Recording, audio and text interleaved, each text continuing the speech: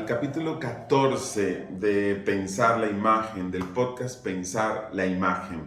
Hoy tenemos un capítulo bien interesante porque es un capítulo crítico. Vamos a criticar, entendiendo siempre los procesos de crítica como unos procesos de aprendizaje, de intercambio de conocimiento y también de generación de nuevos conocimientos a partir de los procesos críticos. Hoy vamos a hablar del infortunio de la pintura. Nos vamos a meter con la pintura, nada más y nada menos que con la pintura, con la imagen en la pintura y cómo esta acontece.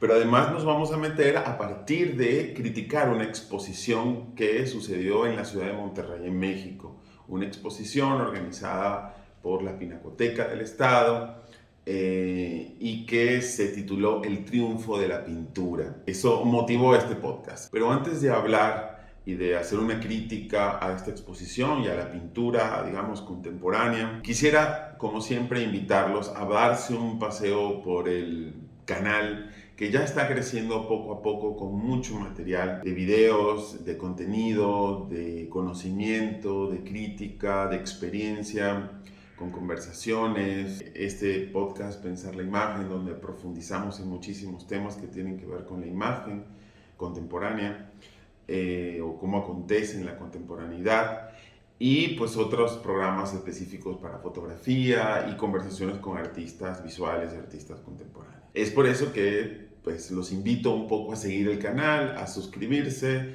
Me encantaría poder leerlos en los comentarios y compartir justamente estos posicionamientos críticos, especialmente, o mejor dicho, entendiendo especialmente que la crítica es conocimiento, es generación de conocimientos a partir de la confrontación de ideas, a partir de contraponer modos de ver, entendiendo esos modos de ver siempre de la manera más horizontal posible, es decir, de pensar siempre en la diversidad del pensamiento.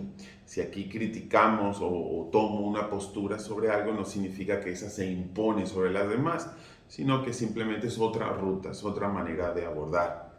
Y que muchas veces para llegar a esas otras rutas hay que confrontarse, ¿no? Hay que criticar.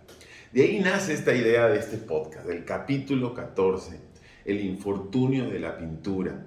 Y lo primero que deberíamos preguntarnos, como siempre, es ¿por qué infortunio? Si la pintura ha tenido, tiene y tendrá un espacio muy relevante dentro de las artes, dentro de la sociedad, dentro de la cultura. Nunca vamos a hablar de manera absoluta, sino posiblemente de mucho de lo que vemos, mucho de lo que vemos en los museos, muchas propuestas que vemos desde las instituciones culturales. Pareciera que el devenir de la pintura en este siglo ha justamente devenido en barajita de álbum. ¿Y qué quiere decir barajita de álbum? En que se ha convertido como aquel objeto, aquella cosa coleccionable, acumulable, linda, que acumula no solamente likes, sino que acumula dinero a través del mercado del arte.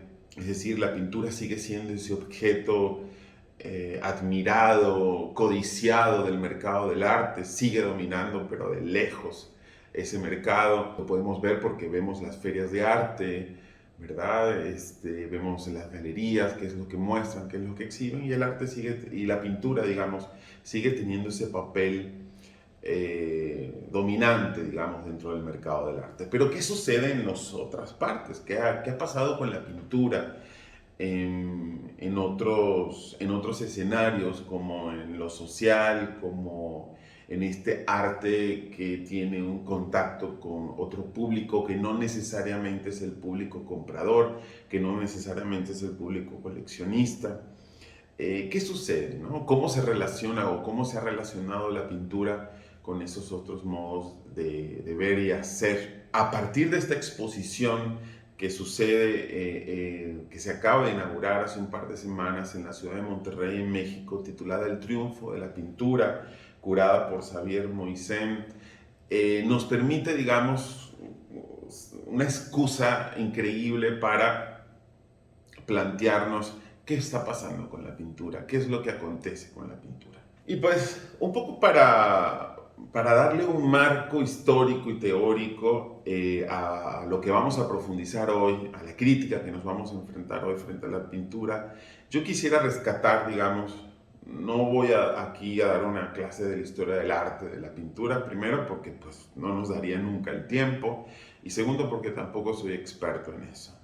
Pero sí un recuento con ciertos puntos que considero principales para entender por qué la pintura acontece lo que acontece con la pintura hoy día. Lo primero que tenemos que decir es un poco lo que comentaba antes, la fuerza que tiene la pintura en la historia del arte, que tiene la pintura en nuestra cultura, en nuestra sociedad. Es posiblemente la disciplina más antigua. Algunos le dan hasta 32.000 años de edad a esta pintura, a esta disciplina. Sin embargo, la pintura ha pasado por muchísimas cosas. De alguna manera la pintura a lo largo de la historia o a través de la pintura nosotros hemos podido acercarnos a muchísimas cosas, a muchísimas historia de la humanidad, a ciertos hechos. La pintura tuvo la capacidad o tiene la capacidad de representar momentos históricos, personajes históricos, por supuesto la élite política, las élites gobernantes, y también una suerte de representación de los pueblos, de las ciudades, del paisaje. Es decir, la importancia de la pintura es suprema y eso es algo que difícilmente le podremos arrebatar. Sin embargo, la pintura, nos vamos a venir acercando, por supuesto. Podemos nombrar momentos cumbres de la pintura. Uno, quizás el mayor, el más relevante por su impacto en todos los sentidos amplio de la cultura, es el Renacimiento. Pero nos vamos a concentrar en estos últimos siglos, ¿no? ¿Y por qué? Porque justamente pienso que la pintura comienza a decaer o comienza a deteriorarse, digamos, su influjo dentro del arte o su dinámica dentro del arte a partir de dos golpes, digamos, que considero que la afectaron muchísimo. Estos dos golpes son la fotografía y el conceptualismo. La fotografía golpea a la pintura ya en el temprano, pero especialmente a mediados del siglo XIX. La fotografía o la captura o registro de imagen sobre metal, sobre vidrio, se concreta, digamos, a mediados del siglo XIX y comienza de alguna manera a arrebatarle posiciones dentro del arte, pero también dentro de la historia social y cultural a la pintura. ¿Con qué? Bueno, con la posibilidad de representar. Si bien la pintura hasta ese momento tenía la capacidad de contar, como decía, históricamente a personajes, momentos históricos, situaciones, describir de alguna manera paisajes, ciudades, pueblos, pues la fotografía venía a arrebatarle esto, ¿no? Sobre todo esta fotografía que se pensaba que capturaba una realidad indudable, ¿no? Irrefutable. Entonces la pintura de alguna manera queda relegada. Si bien en esos primeros tiempos todo el movimiento de la pintura reniega de la fotografía, hay que recordar las palabras del poeta francés Baudelaire, donde prácticamente decía que la fotografía era una hija bastarda de la pintura y que así había que mantenerla a lo largo del tiempo, solamente ubicada en las ciencias, no en el arte, ¿no? Pero pese a eso, la fotografía le fue arrebatando no solamente campo de realización y de representación, sino también recurso humano. Muchos de los fotógrafos iniciales, incluso a lo largo del siglo XX, muchos de los fotógrafos habían comenzado con la pintura, eran pintores y decidieron luego tomar la disciplina de la pintura. Lo cierto es que todo el siglo XX fue una batalla entre pintura y fotografía, hasta que ya terminando el siglo XX la fotografía desbanca como disciplina de representación, entre comillas, de lo real, este, a la pintura, ¿no? No así en otros campos, en el arte o en la cultura, etcétera, ¿no? Sino solo en ese aspecto. Porque en el arte el golpe vendría de otro lugar. El golpe vendría comenzando el siglo XX a partir de lo que se denominó el conceptualismo. El conceptualismo arrebata a la pintura, digamos, su hegemonía, su poder absoluto de las artes y lo distribuye, digamos, agarra, mi manera de verlo es que agarra como el poder, el trono de la pintura y comienza a repartirlo a cualquier talento, a cualquier objeto, a cualquier modo de representación que pudiera tener las cualidades de ser arte a partir de las ideas, a partir del pensamiento y a partir de los conceptos.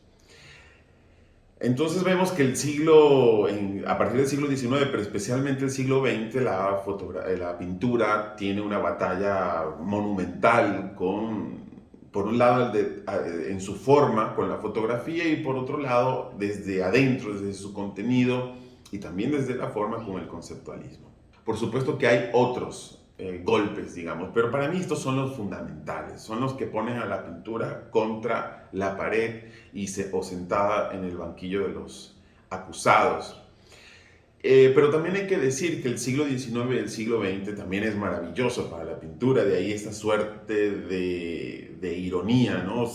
Venía de recibir, o al mismo tiempo que recibí estos golpes, por otro lado, se manifiestan movimientos dentro de la pintura increíbles, ¿no? Que van a marcar su historia para siempre, van a desviar su historia para siempre. En paralelo con la fotografía aparece el impresionismo, quizás el movimiento artístico luego más importante y más impactante y más influyente desde el Renacimiento. Los aportes del impresionismo vienen no solamente en la forma, sino en su contenido, en los temas, en cómo se abordaban, en cómo se aproximaba, sino también en su rebeldía, en su postura, en su rebelarse ante lo establecido en el arte y ante lo establecido en la pintura.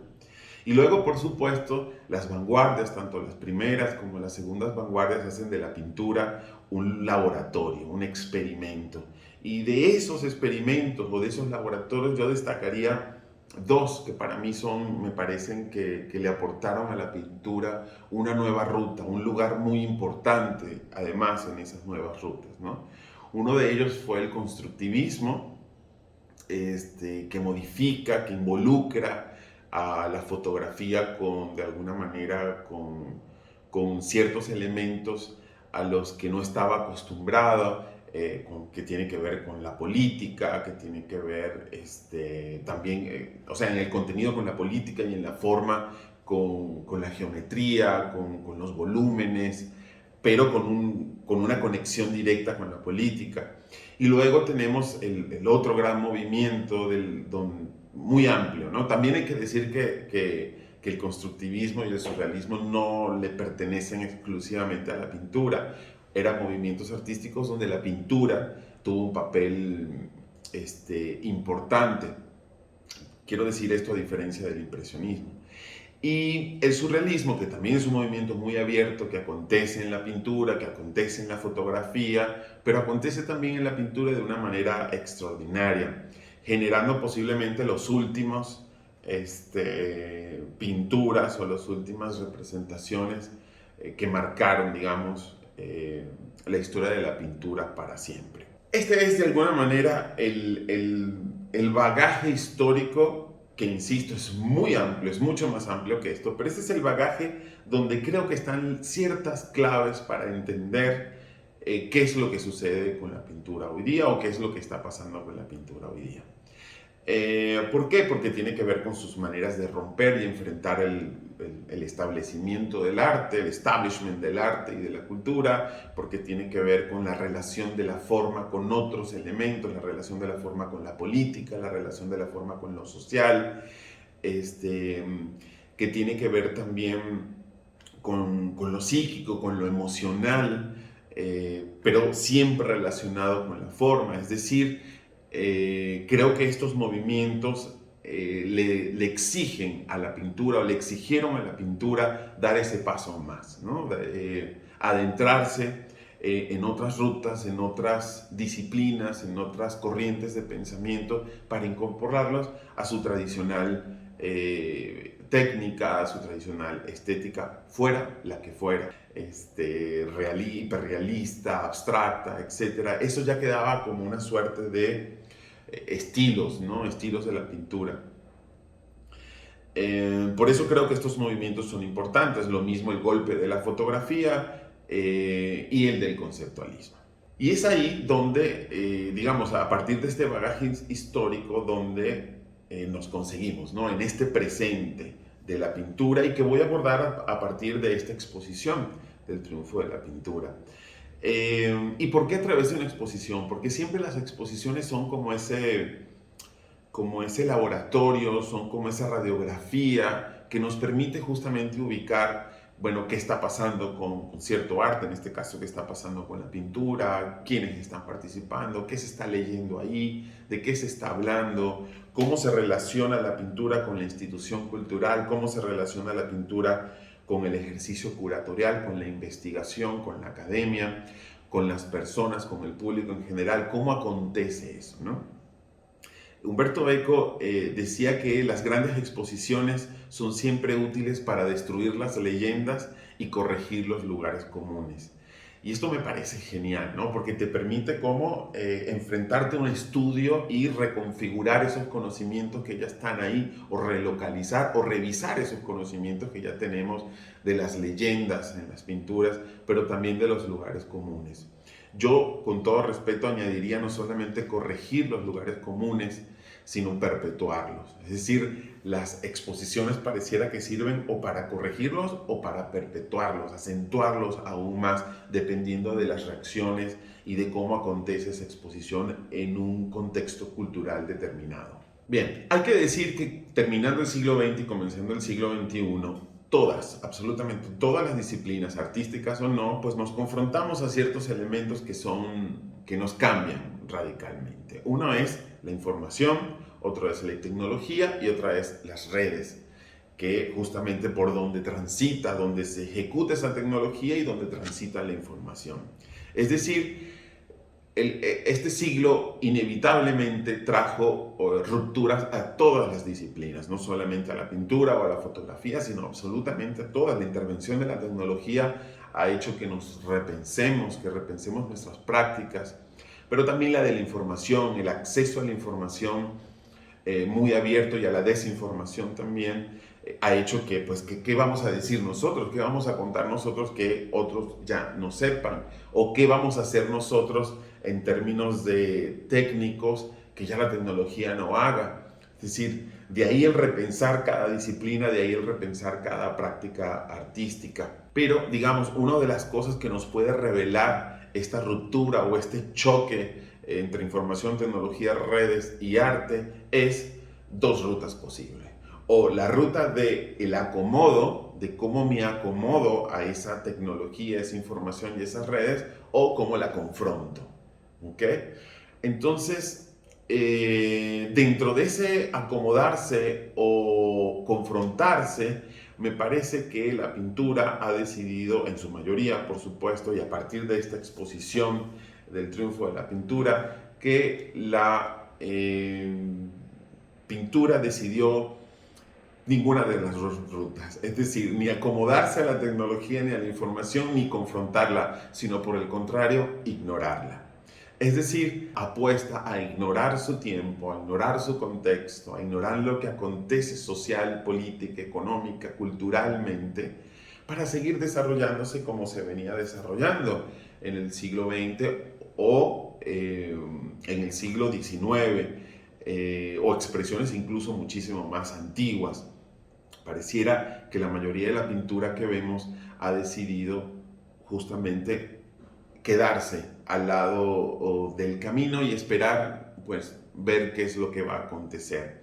Pero es un al lado del camino, como decía al principio del podcast, que no es un al lado del camino solitario, es un al lado del camino que está soportado y está aguantado por el mercado del arte, es decir, por el capital del arte.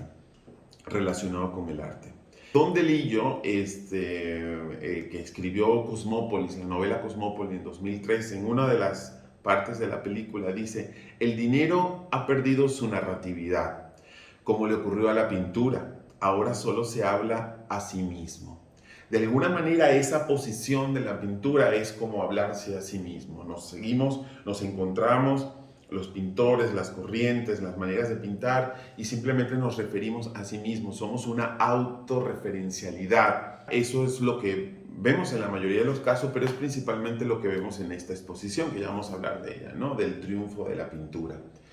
Esta exposición que se presenta en la Pinacoteca de la ciudad de Monterrey, que cuenta con un montón de autores y que fue curada por Xavier Moisén, de alguna manera nos da las claves de esa suerte de estancamiento de la pintura, de ese déjame quedarme en el hombrillo de esta autopista y esperar a ver qué sucede, esperar a ver qué puede acontecer. Y eso se acentúa muchísimo más en esta exposición con lo que yo he llamado la tosudez del ejercicio curatorial, es decir, de cómo se puso en práctica la curaduría de esta exposición. ¿Cómo se hace hoy día una exposición de pintura? ¿Cómo se cura esa exposición de pintura? Posiblemente debe haber muchísimas rutas, pero lo que sí está claro es que todas de ellas seguramente van a partir de una investigación, de una propuesta de interrelación, de investigación, de una propuesta que nace de una confrontación crítica sobre lo que había acontecido con lo que acontece. Sin embargo, la curaduría de esta exposición tiene una terquedad que la cubre completamente. Y esa terquedad tiene que ver con seguir viendo la pintura como ese objeto técnicamente, estéticamente impecable, cargado de sentido a partir únicamente de lo estético. Es decir, eso nos ubica a una lectura de la pintura del siglo XIX hacia atrás, del siglo XVIII, etc. Esta tosudez también se manifiesta en la presentación de la exposición. Voy a compartir aquí algunas imágenes. Esta exposición se presenta prácticamente como una feria escolar o una suerte de representación de una metodología científica de comprobación. Es decir, reúnen a los autores, reúnen a los artistas, los clasifican y los ordenan en función de cantidad, de tener una cantidad, es decir, que la exposición va a tener valor si contiene muchos autores, que la exposición va a tener valor si aparte esos autores son variados, es decir, tenemos quienes son expresionistas, hiperrealistas, figurativos, abstractos, etc. Como se ve estrictamente en esta exposición, los artistas o la disposición en sala es una suerte de enlistado, ¿no? Como hacen los colegios, como hacen las academias, un listado que parte exclusivamente de lo formal. Es decir, se enlista la exposición a partir del color, a partir de las dimensiones, a partir de técnicas o incluso a partir del alfabeto, ¿no? Es decir, lo que nosotros estamos viendo acá es una exposición que deja, en el último caso, para armar su orden o su selección, deja en última instancia la calidad. Que sí, de hecho en el texto habla de que tienen en cuenta la calidad, pero la calidad queda como en segundo plano. ¿Y por qué la calidad queda en un segundo plano? Porque cuando nosotros hablamos de calidad, ¿a qué nos referimos con eso? ¿A la calidad de los materiales? ¿A la calidad de la técnica? ¿A la calidad del tema que aborda? ¿Y qué hace que un tema abordado tenga calidad o no tenga calidad?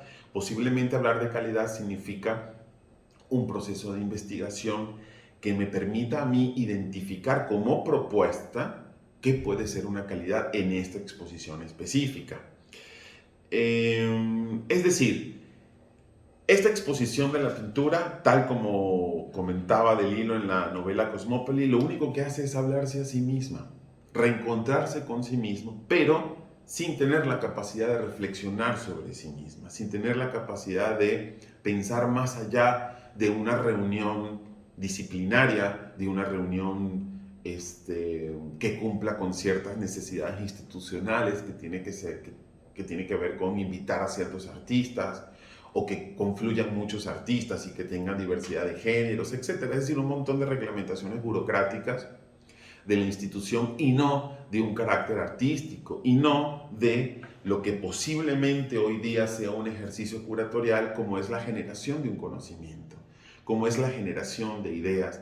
Lo que nosotros vemos en esta exposición es una colección de objetos, reunidos como objetos. Y hay que decir que posiblemente cada autor, si podemos ver las obras de manera individual, posiblemente nos genere una reflexión, ¿no? Esa autorreflexividad de la que siempre se ha hablado que nos puede generar una obra. Pero el punto es que esa obra está en un contexto determinado, está en una exposición que ha sido curada de una manera determinada, una exposición que le ha puesto un título y que ha buscado reunir esos autores de una manera, pero los ha reunido como objetos, no los ha reunido como ideas. No los ha reunido como propuesta, no ha buscado interrelacionar, juntar de manera crítica esas ideas para ver de qué se está hablando, qué se está proponiendo desde la pintura en la ciudad, sino simplemente el objeto como tal, ¿no? Sus dimensiones, su tamaño, su técnica, etc. Es decir, dejamos por fuera esta concepción de la curaduría, especialmente estas curadurías colectivas que reúnen el trabajo de muchos autores, que pueden proponer ideas, que pueden buscar ideas, ¿okay? Que pueden generar un nuevo conocimiento, no solamente desde lo técnico y lo disciplinario, sino un conocimiento también desde los temas que se abordan allá adentro en la pintura, ¿no?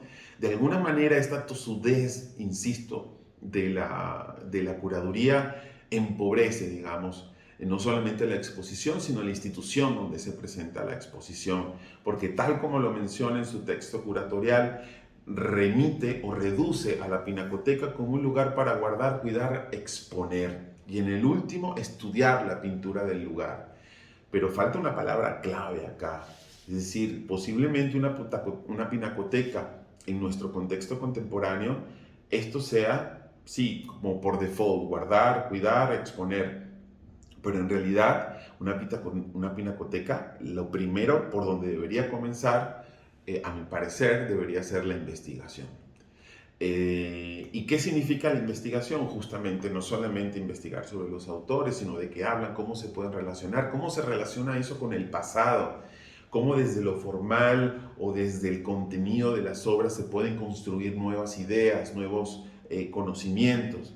Y eso pareciera que no está en la mente del curador de la exposición. Por lo tanto, la exposición se revela como eso, como vamos a sacar la bodega y la vamos a mostrar. ¿Okay? Es como de pronto entrar a la bodega de Walmart o entrar a la bodega de un H-E-B y ahí nos los muestran, pero no nos arman, digamos, un argumento, ¿verdad? Posiblemente, ahorita que utilizo el símil de los supermercados, posiblemente los supermercados para promocionar y publicitar su trabajo, sí arman argumentos. Arman el argumento de Halloween, entonces dentro de su bodega rearman los productos y lo confluyen, los reúnen, los conectan para vender cierto contenido, ciertas ideas y provocar el consumo de ciertos productos bajo una idea y un discurso determinado. Sin embargo, esta exposición lo que hace es sacar de la bodega y lo coloca allá solamente porque son objetos, es decir, dar el valor solo como objetos y no como ideas, no como autores que están proponiendo, que están hablando de cosas, ¿no? Como decía, esa tosudez, la experiencia autorreflexiva de la expo se presenta como obligación, es decir, cuando uno como espectador lee este texto curatorial, lee el título y comienza a ver la disposición, de alguna manera es una disposición que te obliga solamente a ver las piezas desde lo formal, donde pareciera que la reflexión llega hasta los bordes de cada cuadro porque te obliga a verlo de manera individual, porque no hay conexión con lo otro, ¿no? Intentas generar esa conexión y la misma exposición te obliga a que no, a lo rompe. ¿Cómo te obliga a que no? Por la museografía, la manera en que están dispuestas las obras, de alguna manera es, como digo yo, es algo como para que ni siquiera te detengas, ¿no? Sino que fluyas como si fuera un perfil de Instagram, como si fuera un feed de Instagram, uno tras de otro, y mentalmente pues a este le das like, a este no, a este le das like, a este no, a este le das like. Es decir, nos deja ver a estas obras como objetos, no como una propuesta artística que está compuesta de muchísimas cosas, sino como un objeto bien logrado, que bien pudiera ser un zapato, que bien pudiera ser una tuerca y un tornillo, pero dentro del manto de la idea de arte y dentro del manto de una institución como la Pinacoteca. Eloy Fernández Porta nos decía hace algún tiempo en su libro Homo Sapiens algo que me parece que nos ubica acá, ¿no? En los años 60, las representaciones artísticas de la sociedad del espectáculo se centraron en el flujo de objetos. A principios de este siglo, ese flujo ininterrumpido parece haber perdido su brillo, su aspecto novedoso, su carácter estelar. Es decir, de cómo este carácter de objeto ha perdido completamente el poder, ¿no? Y más bien lo que acontece ahí adentro, digamos, el sentido, los sentidos de eso que acontece dentro de ese objeto es lo que cobra fuerza, por supuesto con el objeto mismo, pero es en un conjunto de fuerzas en el que actúan y no el objeto único nada más. En esta reunión de artistas, en la exposición no hay contexto, no nos ubica en ningún lugar salvo el evidente. Como la exposición se está haciendo en esta ciudad, y lo dice el texto, reúne a tantos autores de esta ciudad. ¿Okay? Ese es como el único. Pero ¿cuál ciudad se refiere? Es decir, ¿qué ciudad hay detrás de esta idea?